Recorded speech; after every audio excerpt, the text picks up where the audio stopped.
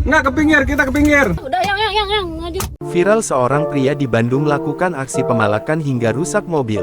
Tengah beredar video yang memperlihatkan aksi seorang pria melakukan pemalakan hingga perusakan mobil viral di media sosial. Berdasarkan informasi yang dihimpun, peristiwa tersebut terjadi di persimpangan lampu merah Talaga Bodas, Kecamatan Lengkong, Kota Bandung. Video tersebut viral usai diunggah oleh akun Instagram korban yakni @satyah_st.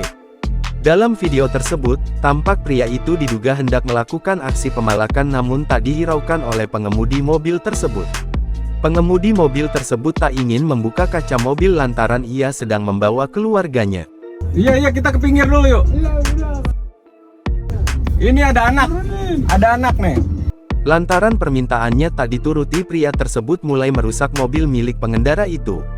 Terlihat ia merusak spion hingga memukul visor kaca jendela mobil hingga pecah. Sontak saja, pengemudi mobil langsung tancap gas meninggalkan pria pemalak tersebut. Kini, diketahui pelaku pemalakan itu telah diamankan oleh anggota Polsek Lengkong Polrestabes Bandung. Berdasarkan unggahan terakhir korban, kasus tersebut pun berakhir damai. Download Tribun X sekarang, menghadirkan lokal menjadi Indonesia.